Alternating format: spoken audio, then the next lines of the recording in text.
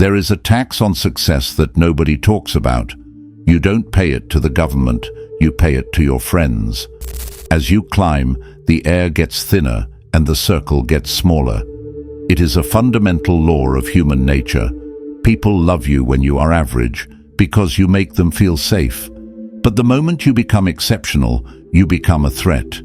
You don't need to be paranoid, but you do need to be observant.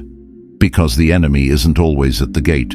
Usually he is sitting at your dinner table, eating your food, waiting for you to choke. Most men are blind to this. They think jealousy looks like anger. They are wrong. Real jealousy looks like friendship until it's too late. Today we are going to dissect the psychology of the envious. We are not doing this so you can weep about fake friends. We are doing this so you can detect the threat, neutralize the emotional weight, and step over them.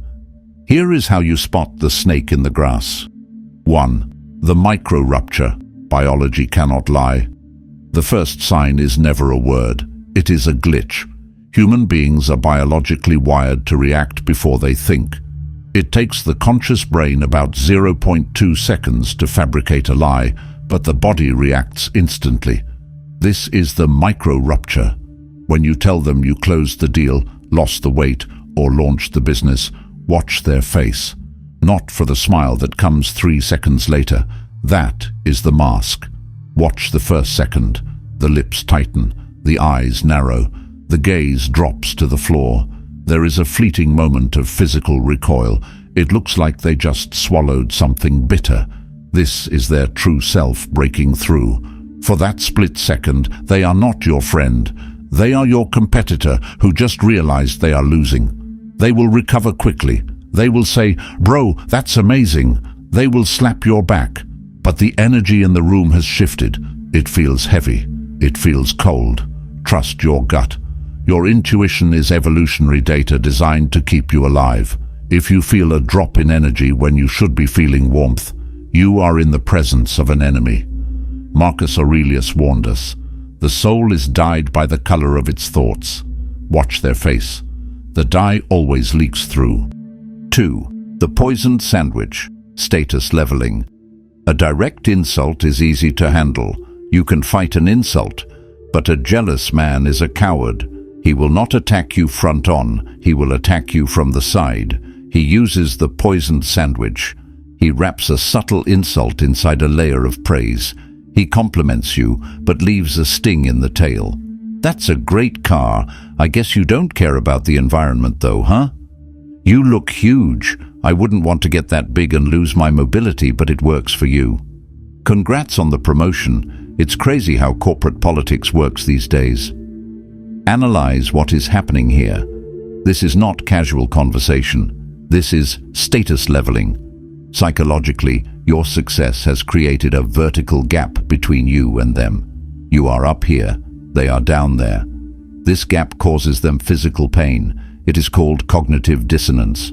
To stop the pain, they have 2 choices. 1. Climb up to meet you, hard. 2. Drag you down to meet them, easy. The backhanded compliment is their attempt to drag you down. They are trying to qualify your success, to add an asterisk to your win. They want to remind you, and themselves, that you are not actually better than them. Do not argue with the compliment. Recognize it for what it is, a confession of inferiority. 3. The great disappearing act, passive withdrawal. You will notice a pattern. When you were struggling, when you were broke, when you were heartbroken, they were always there. They loved your problems. They would listen to you vent for hours. Why? Because your suffering made them feel safe.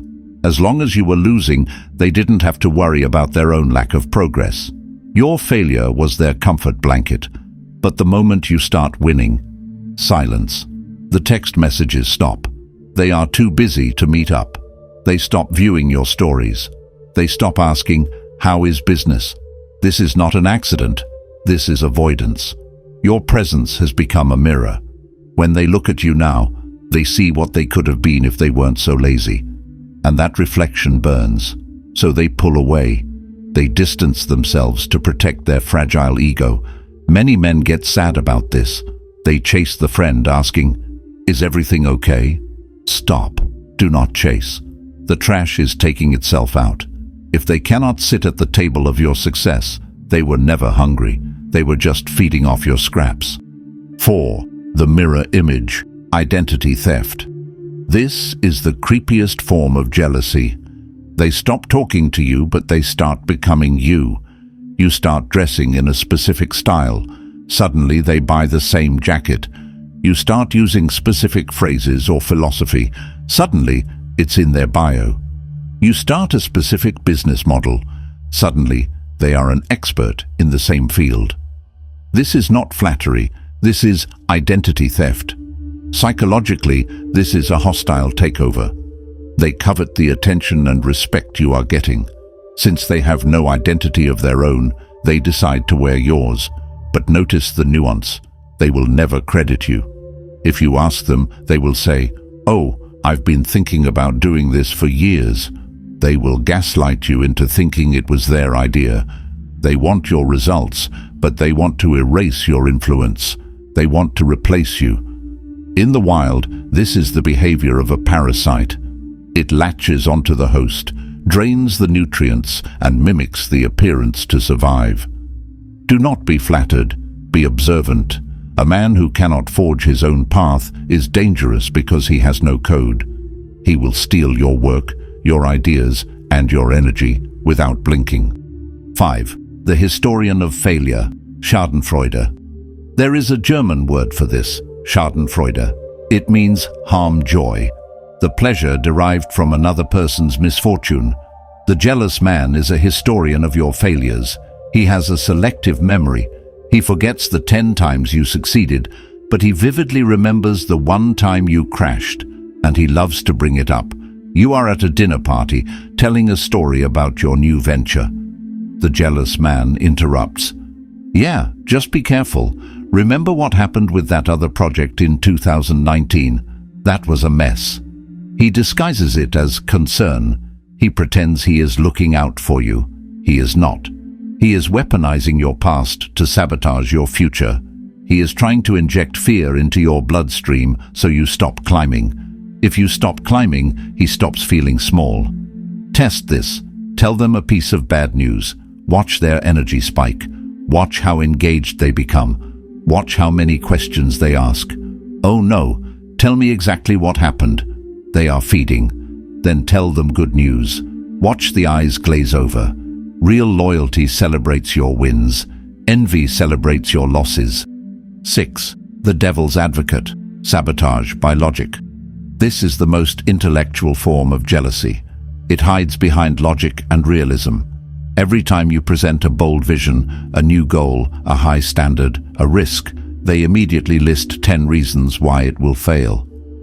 I'm just playing devil's advocate here. I'm just trying to be realistic.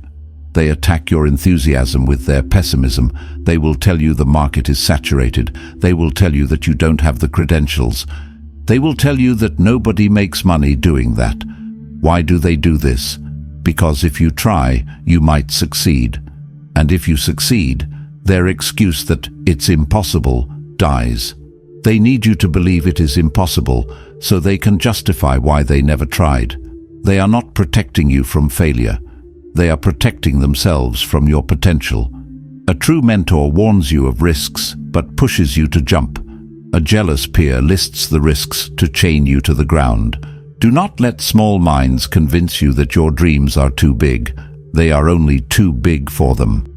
7. The public humiliation, the jester. Finally, we come to the most aggressive sign. This usually happens in group settings, particularly when you are getting attention or respect from others. The jealous person cannot stand you being the alpha in the room. They need to reassert dominance, so they make you the butt of a joke. They bring up an embarrassing story from high school. They mock a quirk you have. They tease you about something sensitive. And when you react, "Whoa, relax man, it's just a joke. You're too sensitive." This is classic gaslighting. They humiliate you to lower your social status, then accuse you of being weak for noticing. This is a power play. They are trying to signal to the group, "He might look successful, but I know the real him, and he's a joke." A secure man does not need to humiliate his friends to feel tall. If someone consistently makes you look small in public, they are not your friend. They are an enemy combatant inside the wire. So, what do? Do you fight them? Do you call them out? Do you argue? No. You do something much more painful to them. You outgrow them. Jealousy is not a roadblock. It is a toll booth. It is the tax you pay for leaving the average life behind. If nobody is jealous of you, it is because you are doing nothing worth envying. You are safe, mediocre, and invisible. But if you see these signs, good. It means you are moving. It means you are generating force. It means the gap is widening. Do not hate them. Understand them. They are merely indicators of your altitude. Let them gossip. Let them sneer. Let them copy. Lions do not lose sleep over the opinions of sheep. Marcus Aurelius said, "The best revenge is to be unlike him." They want you to get angry. Stay stoic. They want you to fail. Succeed harder. They want you to stop. Become unstoppable. Let their envy be the fuel that confirms you are on the right path. Walk away. Close the door. And never look back.